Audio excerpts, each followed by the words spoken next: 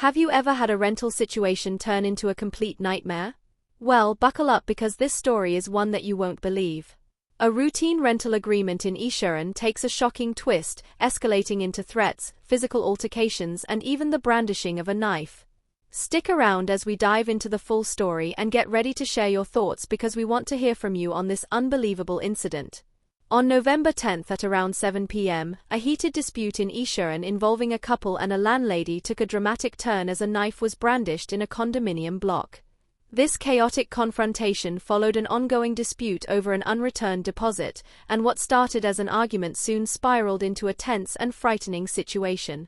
Mr. Chen, a 46-year-old man who came to Singapore from China around a decade ago, was simply looking for a better rental deal. He found an advertisement on the Lion City BBS website for a 4-bedroom condo unit. The offer seemed promising. At 4,200 Singapore dollars per month, it was almost $1,000 cheaper than his current rental home. Who wouldn't be interested in a deal like that, right? And perhaps this was too good to be true, but Mr. Chen decided to pursue the opportunity. Contacting the alleged landlady late at night on October 13th, he learned that she was subletting the condo from the original homeowner, supposedly pending approval. After seeing photos of the house, Mr. Chen made a big move. He transferred a deposit of 1,000 Singapore dollars to the supposed landlady via PayNow. Seems a little hasty? What do you think? Would you trust just the photos to make a payment, especially with such a significant amount? The next day, October 14th, Mr. Chen went in person to view the unit and to discuss further rental terms.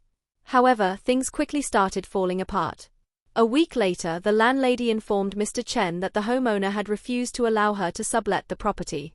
Understandably, Mr. Chen asked for his deposit back. After all, the deal fell through and he was promised a refund. But the money never came. For weeks, Mr. Chen chased after the landlady for his 1,000 Singapore dollars, but all he got were excuses. She was too busy, she needed money for school fees and more. If you were in Mr. Chen's shoes, what would you do to get your money back? Let us know in the comments.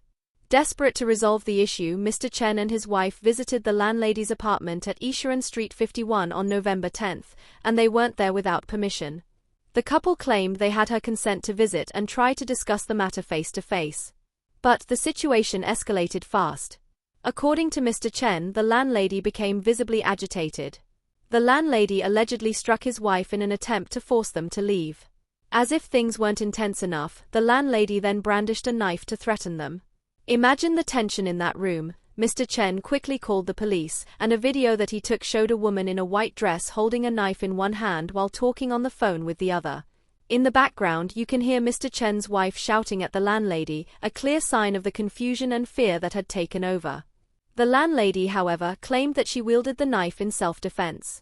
She insisted that the couple had barged into her home, and she felt threatened, particularly as Mr. Chen's wife was reportedly rude and had even hit and kicked her, scaring her child. It's certainly a story with two very different sides, and it really makes you wonder, who's telling the truth? When the police arrived, they arrested the 45-year-old landlady for criminal intimidation, and a knife was seized as evidence.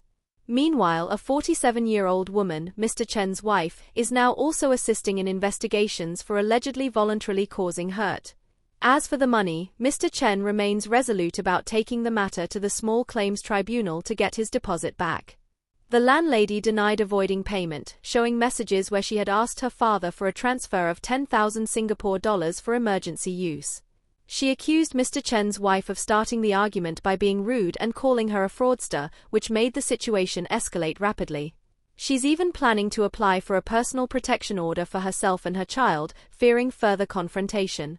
It's a messy, tangled web of accusations, fear, and frustration.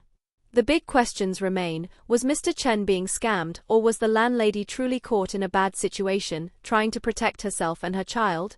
And what would you have done if you were in Mr. Chen's position? Would you have gone to her house to confront her? Or perhaps you'd pursue a different route? This incident is not just about rental disputes but highlights the dangers of informal agreements and the lack of formal documentation.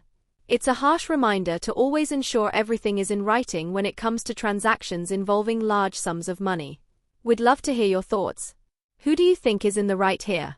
Do you have any experiences dealing with rental issues that you can relate to this story? Let us know in the comments below. Don't forget to like, share and subscribe to 2230 for more insightful and detailed news coverage like this. We aim to bring you the facts, the tension and the full story every single time. Hit that bell icon so you never miss an update from us.